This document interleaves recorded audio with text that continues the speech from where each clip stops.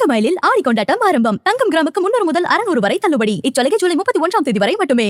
Political lab நிகழ்ச்சிக்கு உங்களை அன்புடன் வரவேற்கிறோம். இன்றைய அரசியல் ஆய்வகம் பகுதியில் விசிக வெர்சஸ் மதிமுக அது குறித்து தான் விவாதிக்க இருக்கிறோம். நேற்றைய தினம் மதிமுக பொதுச் செயலாளர் அவர்கள் விசிக தலைவர் திருமாவளவன் அவர்களை கடுமையாக விமர்சிச்சிருந்தார். அதாவது நோபல் பரிசு கொடுக்கணும் திருமாவளவன் அவர்கள் பேசின பேச்சுக்கு அப்படின்ற மாதிரியான ஒரு கருத்துக்களை முன் வச்சிருந்தார். அது சார்ந்த விவாதங்கள் தான் நேற்று சோஷியல் மீடியாவில் முழுக்க போச்சு. இன்னைக்கு திருமாவளவன் அவர்கள் அப்படி கொடுத்தா நான் வந்து வரவேற்கிறேன் அப்படின்னு சொல்லியிருந்தார். அது மட்டும் இல்லாமல் மதிமுகவை மறைமுகமாகவும் தாக்கியிருக்காரு. சிலருக்கு வயிற்றெரிச்சல் அப்படின்னு சொல்லி பேசியிருக்காரு. அதை மதிமுகவை குறிப்பிட்டு தான் அப்படி பேசியிருக்காரு அப்படின்றத புரிஞ்சிக்க முடியுது.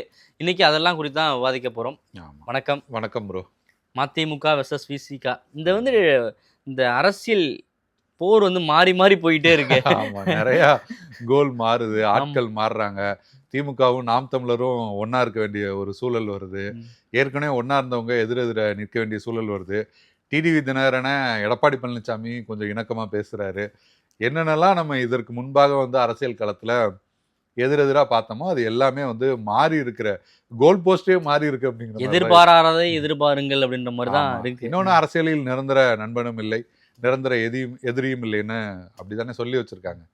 கோல் போஸ்ட் எல்லாமே மாறிட்டே இருக்கிறது தான் பார்க்கிறோம். நேற்று கொஞ்சம் அவசரப்பட்டு பேசிட்டோமா அப்படின்னா வைகோ அவர்கள் இன்னைக்கு அந்த பேசின பேச்சை வந்து வாபஸ் வாங்கியிருக்கேன்னு சொல்லியிருக்காரோ. ஏன்னா ஒரே கூட்டணியில இருக்க போறாங்க, கூட்டணி இன்னும் அமையலன்னு சொல்றாரு திருமாவளவனுக்கு. அதுதான் கொஞ்சம் கன்ஃபியூஷன்.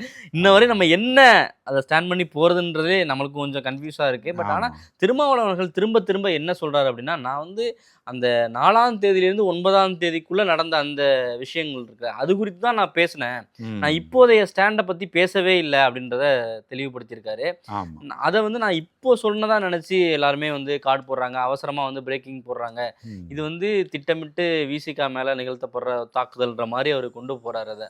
ஆமா, இதுல இன்னொன்னு பல விஷயங்கள் இருக்கு. முதல்ல வந்து நீங்க சொன்ன மாதிரி அவசரப்பட்டு பேசிட்டோமா அப்படின்ற மாதிரி வைகோ அவர்களோட கருத்தை வந்து பார்க்க முடியாது அப்படின்னு தான் நான் நினைக்கிறேன். கிட்டத்தட்ட 1 மாதம் இருக்கும்னு நினைக்கிறேன். 1 மாதத்துக்கு முன்பா வந்து நீங்க வந்து பத்திரிகையாளர் சந்திப்புல வந்து மற்ற கட்சிகள்லாம் போயிட்டாங்க, மதிமுக துரை வைகோ ஒரு கருத்து வந்து சொன்னாரு. துரதிருஷ்டவசமா நாங்க வந்து ஆதரவு தெரிவிக்க முடியாம போயிடுச்சு. அதற்கு அடுத்த நாள் வந்து வைகோ அவர்கள் கிட்ட பத்திரிகையாளர் வந்து பேசுறாங்க. அப்போ வந்து அவர் வந்து காங்கிரஸ் சொல்லிக்காம கூட போயிட்டாங்க, நீங்க வந்து அவங்கள ஏதாவது கேள்வி கேட்டீங்களா, ஏன்னா நீங்க உதயசூரியன் சின்னத்துல நின்றுருக்கீங்க, ஜெயிச்சிருக்கீங்க, நீங்களும் தாவேகாவுக்கு போற ஒரு சூழல் தெரியுது அப்படிங்கிற மாதிரியான ஒரு கேள்வி கேட்கப்படுது. காங்கிரஸ் சொல்லிக்காமே போயிட்டாங்களே, அப்படியே நாங்க போனோம் அப்படின்னு சொல்லி அந்த நேரத்திலேயே கடுமையா வந்து விமர்சனம் பண்றாரு எல்லா கட்சிகளையும். அப்ப அவர் வந்து பல்வேறு விஷயங்கள் வந்து பேசுறாரு. அப்போ அவர் ஒரு விஷயம் வந்து சொல்றாரு. என்ன சொல்றாருன்னா, திமுக வந்து எங்களை கூட்டணி கட்சியா எங்களை வந்து வஞ்சிச்சாங்க, எங்களுக்கு வந்து இடங்களை வந்து ரொம்ப குறைச்சு கொடுத்தாங்க, அவங்க சின்னத்துல வந்து போட்டியிட வச்சாங்க, காணாமல் போன கட்சிக்கு 10 இடம் ஒரு ராஜ்யசபா சீட்டு கொடுத்தாங்க, கிளை இல்லாத கட்சிக்கு 8 இடங்கள் கொடுத்தாங்கன்னு அப்பவே அவர் விசிக வந்து டார்கெட் வந்து பண்ணிட்டாரு. அது வந்து பெரிய அளவுல வந்து வெளியில வந்து அந்த நேரத்துல ஒரு விவாதமா வந்து மாறல. ஆனா நீங்க விடுதலை சிறுத்தைகள் அதற்கு சில நாட்கள்ல ஒரு விடுதலை சிறுத்தைகள் ஒரு நிகழ்வு நடக்குது, அதுல வந்து திரும்ப வந்து அதுக்கு வந்து பதில் சொல்லியிருப்பார். நாங்க வந்து ஒரு மரம் கிடையாது கிளையா அப்படி வளர்றதுக்கு, நாங்க வந்து ஒரு அருகம்புல் மாதிரி புல் மாதிரி நாங்க அப்படியே வளருவோம், நீங்க ஒரு இதை இது பண்ணாலும் இன்னும் வளர்ந்துகிட்டே இருப்போம், நாங்க வேறா வளர்ந்துகிட்டு இருக்கோம், கிளையா வளரல அப்படின்னு. ஆனா இது வந்து பெரிய அளவுல வந்து ஒரு விவாத பொருளாவோ ஒரு பிரச்சனையாவோ அந்த அளவுக்கு வந்து போகல. ஏன்னா அப்ப அவங்க வந்து கூட்டணியை விட்டு வெளியிலையுமே இருந்தாங்க, மதிமுக வந்து அப்ப ஆதரவு தெரிவிக்கல. இதுல இன்னொரு விஷயமே இருக்கு. நீங்க பாத்தீங்கன்னா சமீபத்துல மகாபலிபுரம்ல வந்து அந்த கூட்டம் வந்து நடந்தது. அந்த தோழமை கட்சி எப்படி சொல்றேன்னே தெரியல, தோழமை கட்சி தலைவர்கள் கூட்டம், கட்சின்னு சொல்லிட முடியாது, தோழமை கட்சி தலைவர்கள் கூட்டம் நடந்தது. அப்ப எல்லோருமே கையை வந்து உயர்த்தினாங்க. நீங்க அந்த வீடியோ பாத்தீங்கன்னாலே நல்லா தெரியும். வைகோ அவர்களுக்கு இந்த பக்கம் வந்து திரும்ப நிக்கிறாரு, வைகோ இந்த பக்கமும் இந்த பக்கம் நிக்கிறாரு. அது வைகோ தான் அந்த கையை உயர்த்த வேண்டிய அந்த இடத்துல தான் அவர் நிக்கிறாரு. பார்த்தா அவர் அப்படியே கையை கீழே வச்சிருப்பார். திரும்பவா தான் அந்த கையை உயர்த்தின கூட அந்த வீடியோல வந்து பார்க்க முடிஞ்சுச்சு. இப்படி தொடர்ச்சியான விஷயங்கள் வந்து போயிட்டு இருக்கு. இதுல வந்து இன்னொரு ஒரு விஷயம், நீங்க சொன்ன மாதிரி அவர் அந்த கூட்டத்தில் அந்த காலகட்டத்தில் நடந்த எல்லாத்தையும் விட விசிக என்ன சொல்றாங்கன்னா, பொதுவா நாங்க ஒரு கூட்டணியில இருக்கோம், அதுக்காக நாங்க போய் திமுகவோட சண்டை போடணுமா, திமுக வந்து எங்களுக்கு பகையா நாங்க ஏன் திமுகவை கருதணும், அதை திருமாவளவன் அவர்களே வெளிப்படையா பேசியிருக்காரு. ஏன் வந்து நாங்க வந்து அவங்க கூட சண்டை போடணும், ஒரு கூட்டணியில இருந்து வெளியில வந்துட்டோம், இல்லை வந்து இன்னொரு கட்சிக்கு வந்து ஆதரவு கொடுத்துருக்கோம் அப்படிங்கிறதுக்காக நாங்கள் வந்து அவங்களோட பகையான கட்சியா பார்க்கணுமா, அப்படி பார்க்க வேண்டியது இல்லையே. இப்போ பாஜக பல மாநிலங்கள்ல அப்படி இருக்கிறாங்க, பாஜக கூட கூட்டணி வச்சிருக்கக்கூடிய பல கட்சிகள் காங்கிரஸ் கூடயும் வந்து தோழமையோட இருக்கிறாங்க. இப்ப பார்லிமெண்ட்ல அப்படியான காட்சிகள்லாம் ஆமா, பார்க்க மைய முடியுது. ஆனா மண்டபத்துல தமிழ்நாட்டுல கேண்டீன்ல. தான் அப்படியான ஒரு கலாச்சாரமே இல்ல. ம். திமுகல இருந்தா அதிமுகல இருக்கவங்க கூட வந்து பேசவே கூடாதுன்ற ஒரு கலாச்சாரம் இருக்கு. ம். அதிமுகல இருந்தா திமுக கூட இருக்கவங்களோட பார்க்கவே கூடாதுன்ற ஒரு கலாச்சாரம் இருக்கு. ம். அப்படியான அரசியல் நாகரிகம்ன்றது இங்க இருக்கவங்களுக்கு தெரியல. அப்படி நான் அதை நோக்கி பயணிக்க நினைக்கிறேன். அது ஆனா இங்க இருக்கக்கூடிய ஊடகங்களுக்கோ இல்ல அரசியல்வாதிகளுக்கோ அது புரியாம இருக்கு அப்படின்ற ஒரு கருத்தை முன்வைக்கிறாரு. கண்டிப்பா. இன்னொரு பக்கம் பார்த்தோன்னா நீங்க சொன்ன மாரி மதிமுக முன்னாடிலேருந்து விசிகாவை டார்கெட் பண்றாங்க அப்படின்றது அதெல்லாம் முன் வச்சு தான் ம். இன்னைக்கு திருமாவளவன் அவர்கள் சிலருக்கு வயிற்றெரிச்சல் ஆமா, அப்படின்றதையும் சொல்லியிருக்காரு. ஆமா. குறிப்பா மதிமுக வந்து விசிகா மேல வைக்கிற விமர்சனங்களுக்கும் வந்து அவர் பதில் சொல்லியிருக்காரு. 2 விஷயங்கள் அவர் சொல்றாரு. சமீபத்துல அவர் நடத்தின விருதுகள் வழங்கும் விழால ஒரு விஷயம் சொல்றாரு. திமுக கூட்டணியை விட்டு ஏன் வெளில வந்தீங்க அப்படின்னு தான் தொண்டர்கள் கேட்கணும் அப்படின்னு ஒரு விஷயம் சொல்றாரு. நாங்க திமுக கூட்டணியில இருந்ததுனால இந்த தாவேகா வெற்றி அடைஞ்சதுல எங்களுக்கு பெரிய மகிழ்ச்சி இல்லை அப்படின்ற ஒரு விஷயத்தையும் சொல்றாரு. இதுவும் விமர்சனத்துக்குள்ளாகுது. இன்னொரு பக்கம் விசிகா அரசியல் அதிகாரத்தை அடங்கிறத வந்து இங்க இருக்கக்கூடிய அரசியல் கட்சிகளால ஏற்றுக்க முடியல ஆமா. அப்படின்ற ஒரு விஷயத்தையும் சொல்றாரு. ரெண்டுமே வந்து சொந்த கட்சியினரையும் விமர்சிச்சிருக்கிறாரு. ம். இன்னொரு பக்கம் தோழமை கட்சிகளையும் விமர்சிச்சிருக்காரு. நிச்சயமா நீங்க சொன்ன மாதிரி விசிகாவுக்கு மதிமுக ஏன் அப்படி பார்க்கிறாங்க அப்படின்னா 2 விஷயம் என்னன்னா, இந்த தேர்தல்ல விசிகா வந்து தனிச்சின்னத்துல நின்று போட்டிட்டு வெற்றி பெற்றாங்க. தேர்தல் முடிவுகள் வந்ததுக்கு பிறகு தாவேகா ஆதரிச்சு இப்போ அமைச்சரவையில் பங்கேற்றாங்க. மதிமுகவுக்கு அப்படி ஒரு சூழல் இல்லை. 2 பேருமே வந்து உதயசூரியன் சின்னத்தில் தான் வந்து நின்று வெற்றி பெற்றாங்க. அவங்க நாங்கள் பதவியே ராஜினாமா பண்ண முடியாதுன்ற அளவுக்கு போயிட்டாங்க அப்படியான தகவல்கள் தான் வந்து வருது. அப்படி பார்த்தாலுமே இவங்க என்ன சொல்றாங்கன்னா, நாங்கள் 2 இடத்துல நின்று எங்கள் தலைவர் இது பண்ணி நாங்கள் தனிச்சின்னத்தில் நின்று நாங்கள் ஜெயிச்சிருக்கோம், எங்களுக்கு கிடைக்குது, இதையே வந்து வைகோ இப்படி புரிஞ்சுக்கிறாரு அப்படிங்கிறது தான் விசிகாவினரோட ஒரு குரலாவும் இருக்கு. ஏன் இது வந்து வைத்தறிச்சல்ல தான் அவர் இந்த மாதிரி பேசுறாரு அப்படின்னு. இன்னொன்று என்ன, கடந்த காலத்துல நீங்க பாத்தீங்கன்னா மதிமுக, பாமக போன்ற கட்சிகள் தான் தமிழ்நாட்டோட ஒரு மையமா இருப்பாங்க. அவங்கள பத்தின ஒரு பேசுபொருளா இருக்கும். இன்னைக்கு நீங்க சமீபத்துல எடுத்துக்கிட்டீங்கன்னா விசிகா தான் வந்து குறிப்பா வந்து ஒரு பேசுபொருளா இருக்காங்க. விசிகா எந்த கூட்டணிக்கு போகுது, விஜய் வந்து விசிகாவை தான் கூட்டணி கூப்பிடுறாரு, விசிகா யாரோட இருக்காங்க, அந்த மாதிரியே இப்போ வாக்குகள் குறைஞ்சா கூட விசிகா வாக்குகள் அந்த பக்கம் போயிடுச்சு. அப்படி விசிகா தான் அந்த மைய இடத்துல இருக்கு. அதுக்கு எங்க தலைவர் எவ்வளவு கஷ்டப்பட்டிருக்காரு. இந்த விஷயத்தையுமே வந்து வைகோ அவர்களால ஏத்துக்க முடியல. அவரோட அந்த திடீர் செயல்பாடுகள்னால தான் அவர் வந்து இன்னைக்கு அவங்க கட்சியவே கோமா நிலைக்கு கொண்டு போயிட்டாரு அப்படிங்கிற கருத்தையும் முன்வைக்கிறாங்க. ஆமா, குறிப்பா விசிகா 2 சீட்டுகள் தான் அப்படின்னாலும் கூட இன்னொரு பக்கம் திமுகவை நேரடியாக எதிர்க்க மாட்டாங்க, இல்லை வெளில வந்தாலும் பகையா பார்க்க மாட்டேன் அப்படின்ற ஒரு கருத்தை தொடர்ந்து சொல்லிட்டு இருந்தாலும் கூட தாவேகா விசிகாவுக்கான முக்கியத்துவத்தை தொடர்ந்து கொடுத்துக்கிட்டே இருக்காங்க. கொடுக்குறாங்க. அதுவுமே மதிமுகவுக்கு ஒரு எரிச்சலை உருவாக்கி இருக்குமோ நிச்சயமா, என்னமோன்னு தெரியல நிச்சயம். அப்படின்ற அப்படிங்கிற விதத்துல தான் இதை விசிகா பார்ப்பாங்க அப்படின்னு பார்க்க முடியுது. ஆமா. ஏன்னா இவங்க வந்து தொடர்ந்து திமுகவுக்கு ஆதரவான ஒரு கருத்துக்களை திருமாவளவன் அவர்கள் சொல்றாரு. ஏன்னா நேரடியாக அவங்க எதிர்க்க வேண்டிய தேவை இல்லைன்றத இல்ல. திரும்ப திரும்ப சொல்றாரு.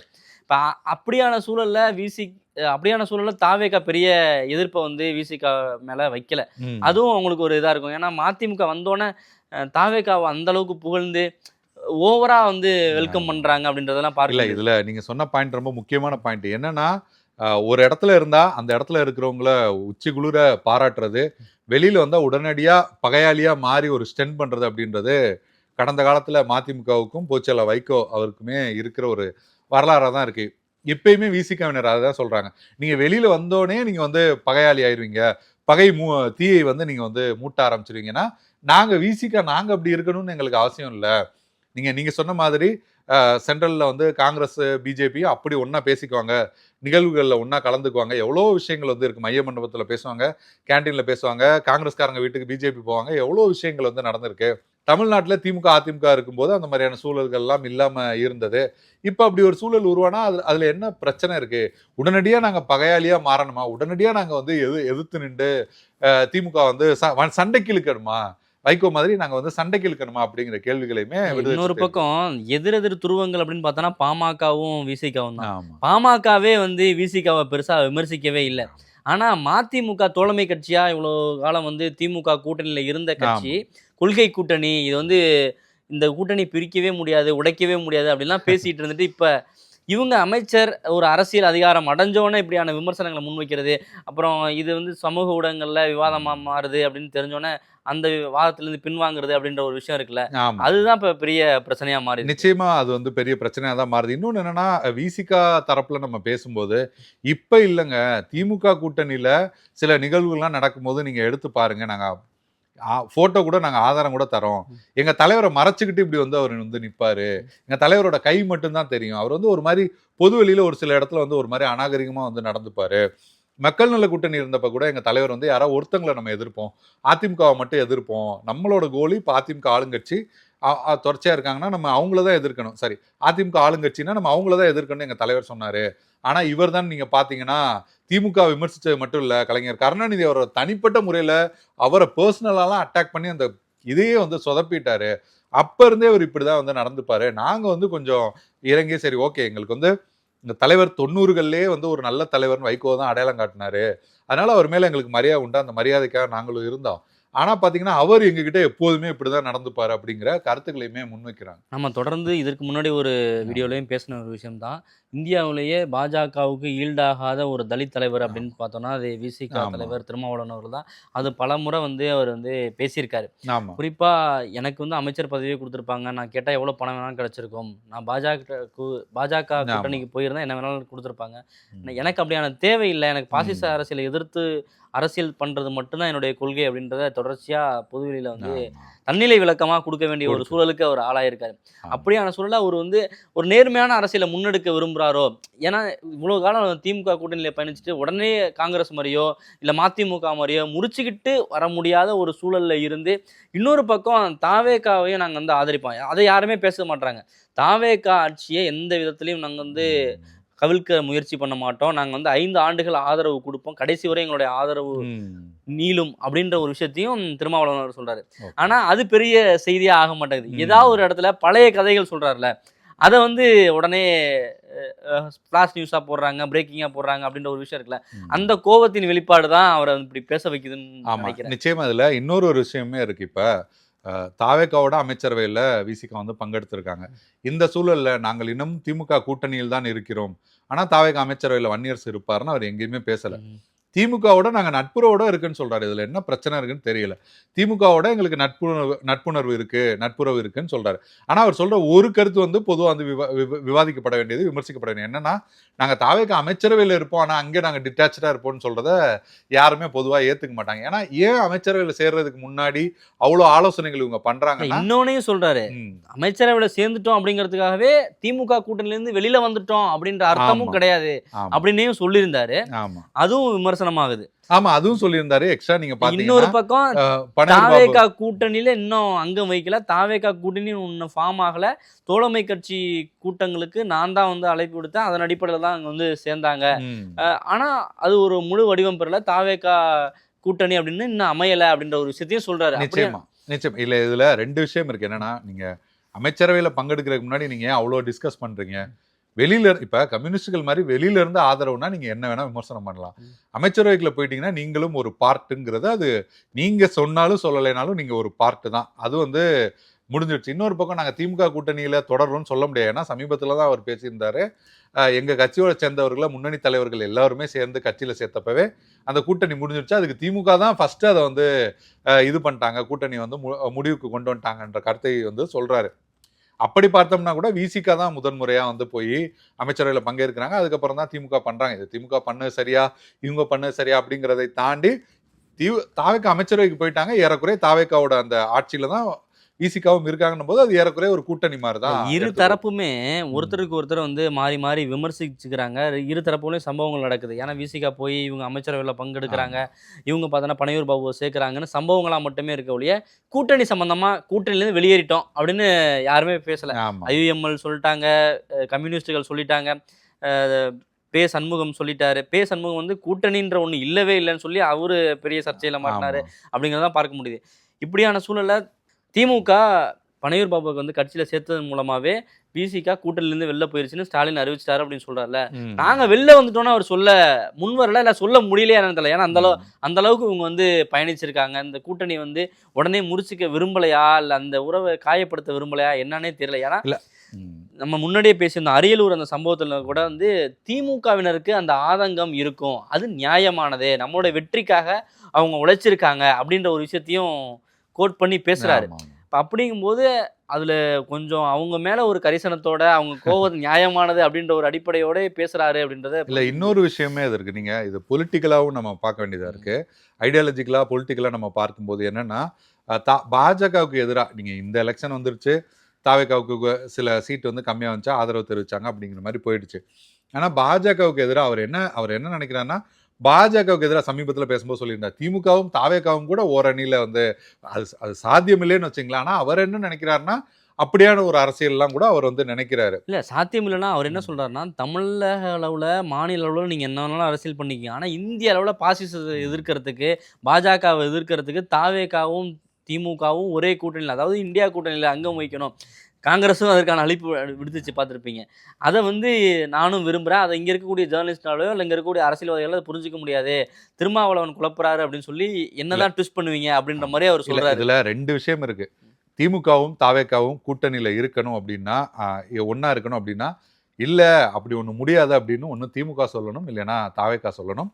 இவரோட கருத்தை வந்து முன்வைக்கிறாரு. ஏன் கேரளாவில் வந்து சிபிஎம்மும் காங்கிரஸும் இருந்தாங்க. நடைமுறையில் சில பிரச்சனைகள் இருந்தாலுமே கூட இந்தியா கூட்டணியில் இருந்ததெல்லாம் நம்ம வந்து பார்த்தோம். அப்படி இதுக்கு பதில் சொல்ல வேண்டியது அவங்க 2 பேரும் தான். ஆனால் பத்திரிகையாளர்கள் கேட்கும்போது எனக்கு வந்து இந்த கருத்து அதிர்ச்சியாக இருந்தது அப்படின்னு வைகோ சொல்லியிருந்தாரு. வட துருவமும் தென் துருவமும் வந்து ஒன்றா எப்படி சேர முடியும் அப்படிங்கிற மாதிரி. இது போன்ற கருத்துக்களுக்கு நீங்கள் வந்து அந்த சம்பந்தப்பட்டவர்களை தாண்டி வைகோவோட நடவடிக்கை அப்படின்னு நம்ம பார்த்தோம்னா, இந்த கூட்டணிக்கு வந்ததுக்கு பிறகு நம்ம பார்த்தோம்னாலே அவர் வந்து ரொம்ப விசுவாசமா இருக்கிறோம். ஏன்னா இது ரொம்ப தாமதமா வந்து சேர்ந்தவர். இன்னொன்று அவர் முதல்ல ஒரு கருத்து சொன்னோடனே அது சர்ச்சையுமே ஆச்சு. விஜயே சொன்னாரு, நான் வந்து பிரச்சாரம் பண்ண சர்ச்சையாச்சு அப்படிங்கிறதுனால அவங்க வந்து ரொம்ப உண்மையா இருக்குன்ற காட்டிக்க வேண்டிய சூழல் வருது. ஸோ எதனாச்சும் ஒரு கருத்து யாராவது முன் வச்சா உடனடியாக அவர் வந்து அதுக்கு வந்து பதில் சொல்றாரு. நீங்க வந்து சமீபத்தில் கூட சொல்லியிருந்தார், உங்களுக்கு ஏதாவது ஒரு பிரச்சனைகள் ஏதாவது இருந்தால் நீங்க முதல்வர்கிட்ட நீங்க போய் பேசுங்க, அமைச்சர்கள் கிட்ட நீங்க போய் பேசுங்க, பொதுவெளியில பேசக்கூடாது அப்படிங்கிற மாதிரியான ஒரு விஷயத்த வந்து சொல்றாரு. கம்யூனிஸ்டுகள் அமைச்சரவையில பங்கேற்கல. இப்ப நீங்க அமைச்சரவையில பங்கேற்றவங்களை கூட நீங்க அப்படி சொல்லலாம். கம்யூனிஸ்டுகள் அமைச்சரவையில பங்கேற்கல. திமுக கூட்டணியில இருந்தபோது கூட கம்யூனிஸ்டுகள் இப்படியான கருத்துக்களை நான் அப்ப கூட வைகோ இவ்வளவு கொந்தளிச்ச மாதிரி நான் பார்க்கல. நீங்க கூட்டணியில இருந்துகிட்டே இப்படி பேசக்கூடாது அப்படின்னு சொன்ன மாதிரி நான் பார்க்கல. இன்னொரு பக்கம் காங்கிரஸ் மாணிக்கம் தாகூர் அவர்களும் கொந்தளிச்சிருக்கிறாரு. திருமாவளவன் அவர்கள் வார்த்தையில விளையாடக்கூடாது வந்து இது பண்ணக்கூடாது. என்னைக்கு நீங்க அமைச்சரவையில சேர்ந்தீங்களோ அப்பவே வந்து தாவேகா கூட்டணின்றது உருவாயிருச்சு. இதுதான் நான் சொல்றேன். இதுல என்னன்னா, இப்படி ஒரு கூட்டணி உருவாயிருச்சா அப்படிங்கிறத ஒண்ணு திருமாவளவன் அவர்கள் முடிவு பண்ணணும். திமுக இருந்து வெளியில வச்சான்றத திமுக முடிவு பண்ணணும். தாவேகா கூட்டணியில விசிகா சேர்ந்துருச்சான்றத தாவேகாவோ விசிகாவோ தான் சொல்லணும்னு வச்சுங்களேன். அதே போல திமுகவும் தாவேகாவும் ஒண்ணு சேரணும் அப்படின்னா இவர் ஒரு ப்ரொபோசல் வைக்கிறாருன்னா முடியாதுன்றதை அவங்க வந்து இது பண்ணலாம். இவங்கெல்லாம் அதற்கு கருத்து சொல்றது அப்படிங்கிறதுமே ஒரு இப்ப காங்கிரஸ் தாவேகாவோட கூட்டணி சேர்ந்துட்டாங்கன்னா சேர்ந்துருச்சு. ஏன்னா அவங்க நாங்க உள்ளாட்சி தேர்தல் 2029 வரைக்கும் சொல்லிட்டாங்க. விசிகா அப்படி சொல்லவே இல்லை. இந்த சர்ச்சைகளுக்கெல்லாம் முற்றுப்புள்ளி வைக்கிறதுக்கு தான் இந்த தோழமை கட்சிகளுடைய கூட்டம் வந்து நடந்தது. ஆனா அதுல தாவேகா வந்து பெருசா இன்ட்ரெஸ்ட் காட்டல. ஏன்னா இன்னொரு பக்கம் கம்யூனிஸ்டுகள்லாம் வெளில இருக்கிறாங்க, அந்த கூட்டத்துல கலந்துக்கல. அப்ப அவங்கள விட்டுட்டு நம்ம வந்து ஒரு கூட்டணியை ஃபார்ம் பண்றதா அப்படின்ற ஒரு கன்ஃபியூஷன் இருக்கு. எப்படி இந்த குறைந்தபட்ச செயல் திட்டத்தை கொண்டு வரது அப்படின்றதெல்லாம் இருக்கு. என்ன பேர் வைக்கணும் அப்படின்றது குழப்பங்கள்லாம் இருக்கு. அதனாலே கொஞ்சம் அவங்க வந்து வெயிட் பண்றாங்க. ஸோ அந்த கூட்டணி உருவாகாததுனால நாங்கள் இன்னும் அந்த கூட்டணியில் வரல அப்படின்ற ஒரு விஷயத்த திருமாவளவன் முன்வைக்கிறதா அவரே சொல்றாரு. ஆனால் இங்கே இருக்கக்கூடிய கட்சிகள் வந்து ஆனால் அதை விமர்சிக்கிறாங்க. நீங்கள் என்னைக்கு அமைச்சரவையில் போயிட்டீங்களோ அப்போவே வந்து நீங்கள் அந்த கூட்டணியில் போயிட்டீங்க அப்படின்றதான் அர்த்தம். ஏன் மக்களை குழப்பிக்கிட்டே இருக்கீங்க அப்படின்ற ஒரு விஷயம். நான் குழப்பல, நான் தெளிவா இருக்கேன்றது அவருடைய கருத்தா இருக்கு. ஆமா, நீங்க சொன்ன மாதிரி அதுதான் அவரோட கருத்தா இருக்கு. இதுல என்னன்னா, சம்பந்தப்பட்டவர்களை தாண்டி பலர் வந்து அது போல கருத்து சொல்லும் போது அது வந்து ஒரு பெரிய பிரச்சனை ஆகுது. இல்லைன்னா இந்த கூட்டணி சார்ந்த விஷயத்துக்குன்னா ஒரு தனியா இதுதான் என்னோட நிலைப்பாடுன்னு ஒரு அறிக்கையாவோ ஏதோ ஒன்று வெளியிட்டுட்டாலும் அது வந்து எந்த பிரச்சனையுமே இருக்காது. நாங்க சொன்னது ஒரு அரசியல் ரீதியான ஒரு நட்புணர்வு தான். விசிகா திமுகவும் ஒன்னா இருக்கணும் கூட்டணி அப்படி சொல்லலை. இல்ல அப்படியே அவருக்கு ஒரு பார்வை இருந்தா 29 தேர்தலில் எல்லாருமே கூட ஒரே அணியில இருக்கணும். பாஜக இந்திய அளவுல பாஜக எதிர்த்து இருக்குன்னா அது அவரோட கருத்து. அதை ஏத்துக்காததும் அந்தந்த கட்சிகள் தான் அதை வந்து முடிவு பண்ணணும். இன்னுமே கூட வந்து ஒரு திமுக எதிர்ப்பு நிலை அப்படின்றது போக விரும்பல அப்படின்றதான். இப்போ தாவேகா கூட்டணியில் அங்கம் வகிக்கிறாங்க அப்படின்னாக்க டைரக்டா எதிர்கட்சி அப்படின்னு பார்த்தோம்னா திமுக தான். திமுகவை தான் இவங்க அட்டாக் பண்ணுவாங்க. அப்படியான சூழல்ல இவர் எப்படி அதை ரியாக்ட் பண்ணுவாரு, அந்த இடத்துல எப்படி அரசியல் பண்ணுவாரு அப்படின்ற ஒரு கன்ஃபியூஷன் வந்து அவங்களுக்குமே இருக்கு. இன்னொரு பக்கம் நீங்க தாவேகாட்ட போய் கேளுங்க, திமுக கிட்ட போய் கேளுங்க, ஏன் என்கிட்டே வந்து கேள்வி கேட்கறீங்க? எல்லாத்துக்கும் ஏன் திருமாவளவன் கருத்து சொல்லணும் அப்படின்றத RSSன் பிள்ளைகள்னு சொன்னேன். அப்படி சொன்னவர்கிட்ட ஏன் நீங்க போய் ஆதரவு கேட்டீங்கன்னு கேளுங்கன்னு சொல்றாரு. அது எந்த விதத்துல நியாயம் தெரியல. ஏன்னா RSSன் பிள்ளைகள்னு விமர்சிச்ச நீங்க தான் அவங்கள விமர்சிச்சீங்க. அவங்களுக்கு அதுல பிரச்சனை இல்லை. அவங்களுக்கு ஆட்சி அமைக்கணும்ன்றதான் அந்த நேரத்துல ஒரு நோக்கமா இருக்குமே தவிர அவங்க வந்து யாருக்கிட்ட வேணா கூட அந்த மாதிரியான ஒரு இடங்களை வாங்கி அவங்க வந்து ஆட்சி அமைச்சிருக்க முடியும். அப்ப விமர்சிச்ச நீங்க ஏன் சேர்ந்தீங்கன்ற கேள்விதான் வருமே தவிர விஜயை நீங்க போய் கேளுங்க அப்படிங்கிறது அதுக்கு வந்து பொருத்தமா இருக்காது. இல்ல அதுதான் அவர் என்னன்னா விமர்சிச்சாலும் கூட நீங்க ஏன் வந்து ஆதரவு கேட்டீங்க? அப்படி விமர்சிச்சவர்ட்ட நீங்க ஏன் போய் ஆதரவு கேட்டீங்க? விஜய்கிட்ட போய் கேளுங்க. அவர்ட்ட யாரும் கேட்க மாட்டீங்களே ஆமா. அப்படின்ற மாரி சொல்றாரு அவரு. அது ஒரு சிக்கலான விஷயம் தான். அவர் தரப்புல இருந்து நம்ம பார்த்தம்போது இது போன்ற பிரச்சனைகள் இருக்கு. ஆனா திருமா வைகோ இல்ல மதிமுக விசிகான்னு பார்க்கும்போது வைகோ வந்து பல இடங்கள்ல வந்து காட்டமா விமர்சிக்கிறது. ஏன்னா ஆரம்பத்துல இருந்தே நம்ம பார்க்கிறோம். ரொம்ப கடுமையா ஒரு கோபம் அந்த அமைச்சரவையில பங்கேற்க முடியல அப்படிங்கிற அந்த ஒரு இது இருக்கு. அதுக்கு விசிகால வந்து சொல்றாங்க, நாங்க வந்து கஷ்டப்பட்டு கட்சியை உருவாக்கியிருக்கோம், எல்லாம் பண்ணியிருக்கோம், இவ்வளவு தொண்டர்களை வந்து சேர்த்திருக்கோம். நீங்க வட தமிழ்நாட்டுல போனீங்கன்னா ஒரு ஊர்ல வந்து 10 பேர் 8 பேர் கூட அந்த கட்சிக்கு இருக்க மாட்டான். தென் தமிழ்நாட்டுல கட்சியே இல்ல அப்படின்னு பேசுறதெல்லாம் வந்து ரொம்பவே வந்து அது வந்து நமக்கே இயல்பா வந்து தெரியும். இதெல்லாம் முன் வச்சு தான் சாதிய ரீதியாவே வந்து விசிகாவை சுருக்க பார்க்குறாங்க அப்படின்ற ஒரு ஆதங்கத்தையும் வந்து ஆமா, வெளிப்படுத்துறாரு. ஆமா, இப்போ இன்னைக்கு மாற்றுக் கட்சியினர்லாம் நிறைய பேர் வந்திருக்கீங்க. அது பல்வேறு சமூகத்தை சேர்ந்தவங்களாம் வந்திருப்பீங்க. ஆமா, நான் வந்து அதை விளம்பரப்படுத்தலாம் விரும்பல. ஆமா. பட் ஆனா ஒரு சாதிய ரீதியா இதை வந்து கட்டமைக்க பார்க்குறாங்க. சாதிய ரீதிக்குள்ள சுருக்க பார்க்குறாங்க. தலித் வாக்குகள்லாம் தாவேகாவுக்கு மாறிட்டதுனால திருமாவளவன் இப்படிலாம் மாறி மாறி பேசுறாரு ம். அப்படின்ற ஒரு ஆதங்கத்தையும் அவர் வெளிப்படுத்துறாரு. ஆதங்கத்தையுமே சொல்லியிருக்காரு. அதே கூட்டத்துல வந்து முதல்வர், துணை முதல்வர்லாம் நாங்க சொல்லல. எங்கள பத்தி அப்படி ஒரு பேச்சு வந்துச்சு. அது சிலருக்கு வந்து வயிற்றெரிச்சலா இருக்கு. நோபல் பரிசு வரைக்கும் பரிந்துரைக்கிறாங்க நமக்கு. வயிற்றெரிச்சலா இருக்குன்னு சொல்லி வைகோ அவர்களுக்கு வந்து சொல்லியிருந்தார். அதே போல இந்த நியமனங்கள், அரசு நியமனங்களுக்கு வந்து நிறைய இதெல்லாம் வந்து நான் சொல்லி தான் ரெஃபர் பண்றேன்ற மாரி செய்திகள் வந்து வருது. தலித் ஒருவர் வந்தாலே நான் தான் சொல்லணுமா? ஏன் தலித் அல்லாதவரை நான் ரெஃபர் பண்ண மாட்டேனா? அப்படிங்கிற மாரியான கருத்துக்களையுமே அவர் வந்து முன் வச்சிருந்தாரு. ஆமா. குறிப்பா திமுகவ நீங்க ஏன் விமர்சிக்க மாட்றீங்க? இல்ல திமுக கூட்டணியிலேருந்து ஏன் வெளில வந்தேன்னு சொல்ல மாட்டேங்கிறீங்க? அப்படின்றது திருமாவளவன் அவர்கள் மேல வைக்கப்படுற ஒரு விமர்சனமா இருக்கு. ஆமா. இன்னொரு பக்கம் தலித் அந்த மாதிரியான ஒரு சாதிய கட்டுமானத்துக்குள்ள அவங்கள கொண்டு வர்றதுக்கான ஒரு முயற்சிகள். ஒரு இக்கட்டான சூழ்நிலை தான் வந்து விசிகாவுல இருக்கு அப்படின்றத பார்க்க முடியுது. பார்க்க முடியுது. நிச்சயமா. அவசரப்பட்டு வைகோ அவர்கள் கருத்து சொல்லிட்டாரோ அப்படின்னு யோசிச்சாரோ அப்படின்ற மாரி நம்ம பேசினோம். ஆமா.